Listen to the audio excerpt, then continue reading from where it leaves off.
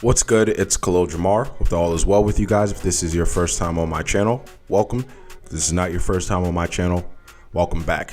Today's video is going to be a little bit different than the videos I've done recently. Most of my videos, of course, revolve around powerlifting, but this is a topic I just can't ignore. The reason why I've been an MMA fan, a UFC fan for most of my life.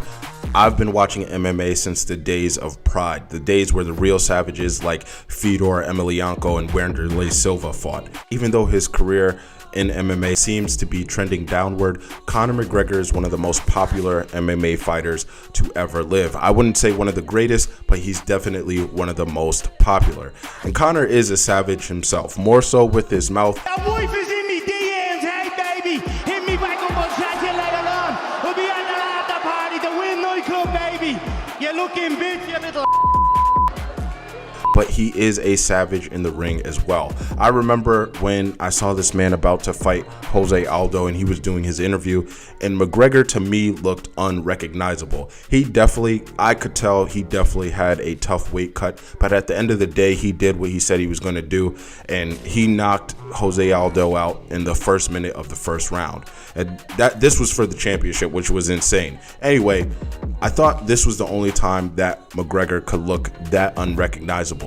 But once again, he's made a ridiculous transformation. This time, he's bulked up. The first time I'd seen this version of McGregor, and this might have been a few months ago, this is the first time that I realized Conor McGregor really does look like Ryan Fitzpatrick. Of course, with this size gain, it's going to bring on a lot of questions, especially when he broke his leg against Dustin Poirier. One of the side effects of taking a steroid or a PED is bone loss, or it becomes very easy for bones to fracture or break. The first question we would have to ask, though, to kind of figure out what type of steroid or PED Conor McGregor could be on is what type of steroids or PEDs do MMA fighters tend to use. The reason why I think it's important to ask this question and also answer it is because, to give you an example, if you're a soccer player and you were given a pill that could enhance your strength, but at the cost of losing your speed and endurance, you might be a little bit reluctant to take that pill.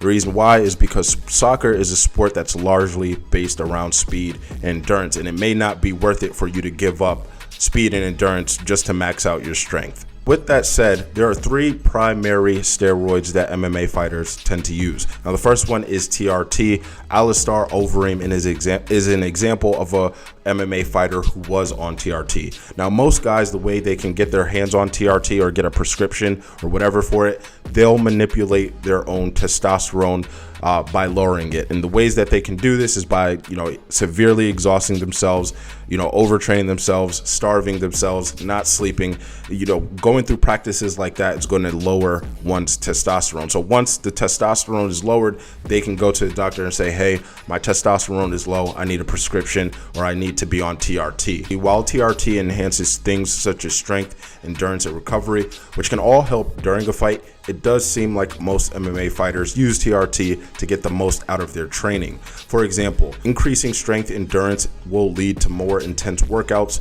which of course is going to put a larger toll on the body. But because TRT also enhances recovery, fighters can get back to training sooner, which of course is going to lead them to being more prepared for their fight. This can help especially when a fighter has short notice for a fight. So let's say they only have 2 weeks to prepare.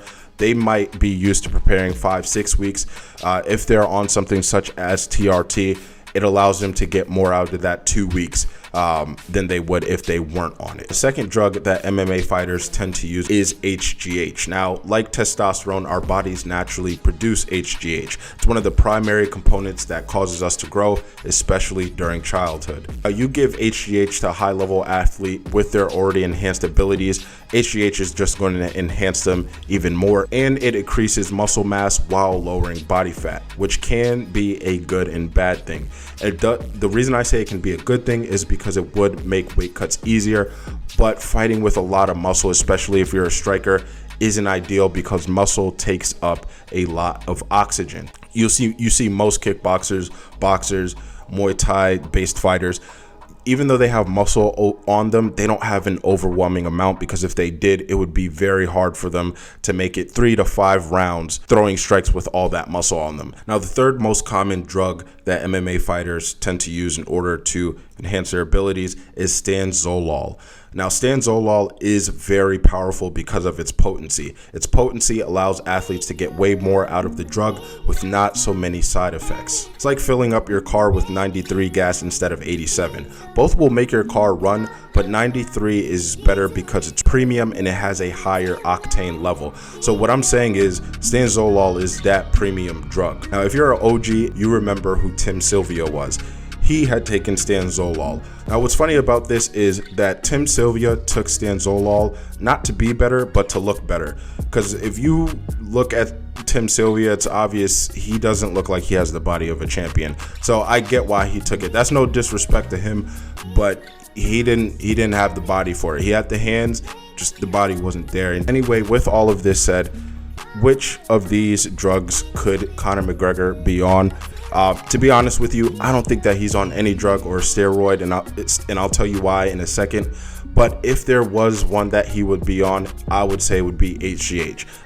Not only because he put on a lot of muscle mass and got bigger, but as I mentioned earlier, Conor McGregor was also able to drop down to 145, look like a complete zombie, and knock out the champion Jose Aldo with one punch in the first minute of the first round of his fight with him. Out of all the drugs that I talked about in this video, HGH does fit the best. Stanozolol could fit, but stanozolol, because of its high potency, it would have been less likely that Conor McGregor would have broken his leg the way he did.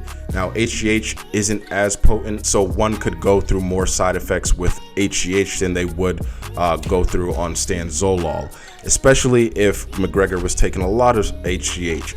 The reason why is because as the positive effects of HGH increase, so do the negative effects. And again, one of the negative effects is weakened bones. But like I said, I don't think that Conor McGregor is on anything. This happens to a lot of fighters when they're not preparing for a fight. Michael Chandler, who just made us realize that Tony Ferguson is a reincarnation of Abraham Lincoln, fights at the same weight that Conor McGregor does, which is 155 pounds, but walks around at a body weight of about 190 pounds. But guys, that's what I think about Conor McGregor. And you know, I know some people said that he might be on something. I don't think he's on anything at all. I think he's just not fighting, and that this is just something that naturally happens. But you guys, let me know your thoughts in the comment section. As always, thank you for watching. Make sure that you do like the video, subscribe to the channel.